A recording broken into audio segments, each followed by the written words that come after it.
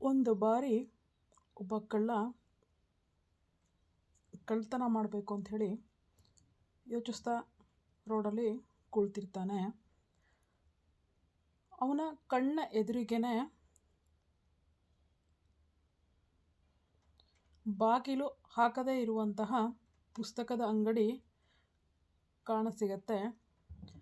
ಕಳ್ಳ ತನ್ನ ಮನಸ್ಸಲ್ಲೇ ಯೋಚನೆ ಮಾಡ್ತಾನೆ, ನನಗೆ ಈ ದಿನ ಭರ್ಜರಿಯಾಗಿ ಕಳ್ಳತನವನ್ನು ಮಾಡಲು ಅವಕಾಶ ಸಿಕ್ತು ಅಂತ. ಹೀಗೆ ಕಳ್ಳ ಏನು ಮಾಡ್ತಾನೆ ಅಂದರೆ, ಪುಸ್ತಕದ ಅಂಗಡಿ ಒಳಗೆಲ್ಲ ಹುಡುಕಾಡ್ತಾನೆ.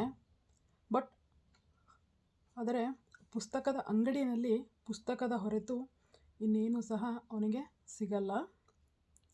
ಈ ಒಂದು ಪುಟ್ಟ ಕಥೆಯ ಸಾರಾಂಶ ಇಷ್ಟೇ. ಜಗತ್ತಿನಲ್ಲಿ ವಿದ್ಯೆ ಅನ್ನುವಂಥದ್ದು ಅತಿ ಅಮೂಲ್ಯವಾದದ್ದು. ಇದನ್ನು ಯಾರೂ ಯಾವತ್ತಿಗೂ ಸಹ ಕದೀಲಿಕ್ಕೆ ಆಗೋದಿಲ್ಲ. ಆದ್ದರಿಂದ ನಾವೆಲ್ಲರೂ ಸಹ ಹೆಚ್ಚು ಹೆಚ್ಚು ಪುಸ್ತಕಗಳನ್ನು ಓದೋಣ, ನಮ್ಮ ಜ್ಞಾನವನ್ನು ಬೆಳೆಸಿಕೊಳ್ಳೋಣ. Thank you.